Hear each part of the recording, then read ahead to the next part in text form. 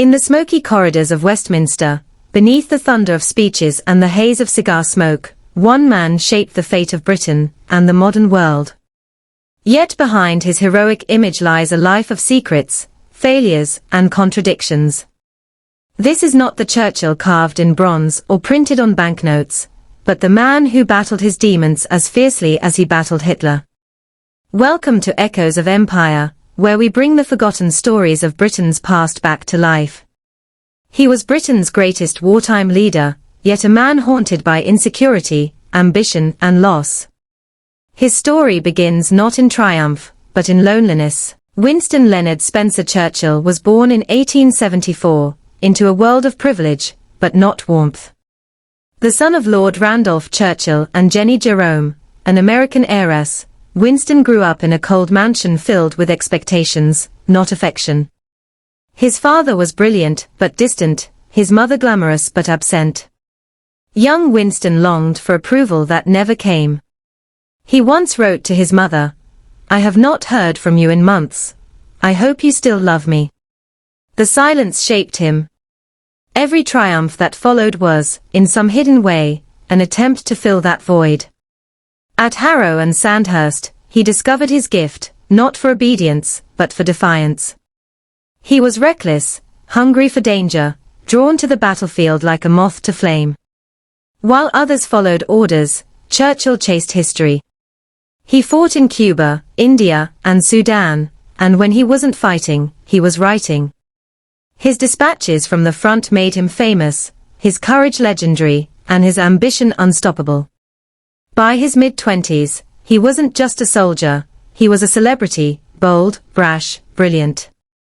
But ambition, as Churchill would learn, is both a gift and a curse. As the Great War consumed Europe, Churchill, now First Lord of the Admiralty, saw an opportunity to end it swiftly. His plan: strike the Ottoman Empire through Gallipoli, opening a new front and bringing glory to Britain. But the plan turned to catastrophe.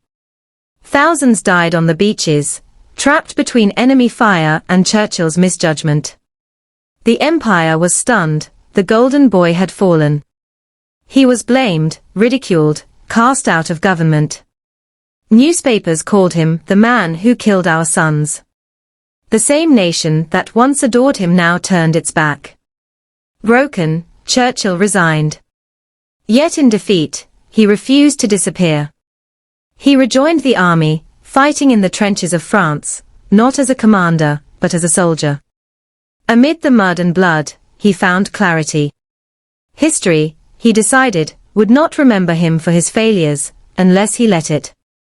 The years that followed were a strange exile. Churchill wrote books, painted landscapes, and waited for the world to need him again. But inside, he remained restless, addicted to relevance. In the 1930s, as Britain celebrated peace, Churchill warned of war. He saw something others refused to see, the rise of Adolf Hitler. While the world turned away, he studied the storm brewing across Europe. He stood in Parliament, mocked as a relic, shouting into the wind, "You are feeding a tiger that will one day devour you." But few listened. Britain was tired of war. And so the prophet of doom was silenced once again, a man out of time, watching the clock of destiny tick closer to midnight. When war finally returned in 1939, so did he. Britain needed a voice, and no one roared louder than Winston Churchill.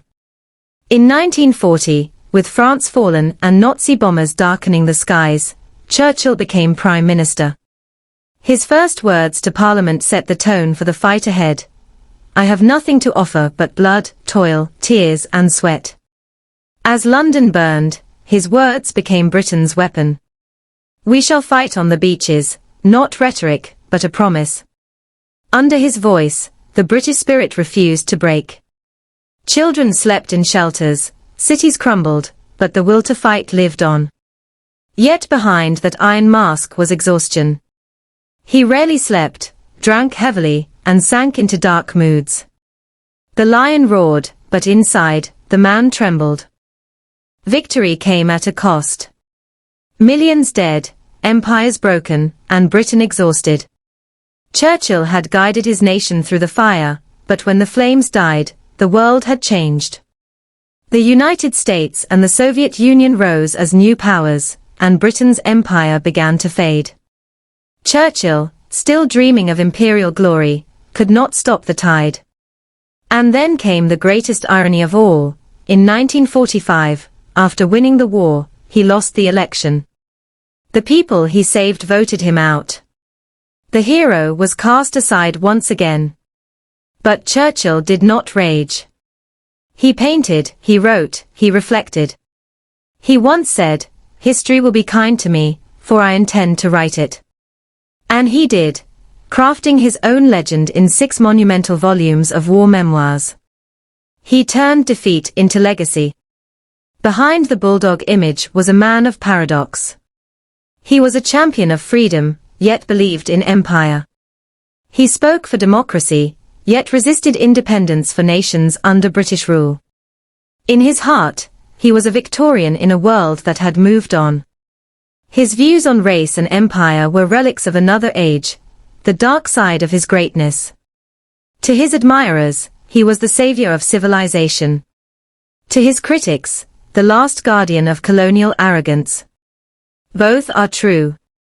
But Churchill's genius was his timing. He appeared when Britain needed him most. He was not perfect, but he was necessary. And perhaps that is the truest measure of greatness. In his final years, Churchill became a ghost of his own legend. He watched Britain shrink from empire to island, the sun setting on the world he once ruled. He painted seascapes, calm, endless, untroubled, perhaps longing for peace he never found in life. When he died in 1965, the world mourned. Leaders, soldiers, and citizens gathered as his coffin floated down the Thames, the river of empire, carrying its last lion home. Today, Churchill remains both hero and controversy, worshipped and questioned, remembered and reinterpreted. But one truth remains. In the darkest chapter of human history, when all seemed lost, one man's voice kept the light alive. So who was Winston Churchill? The savior of freedom, or the architect of empire's last stand? A man of courage, or a man of contradictions? Perhaps both.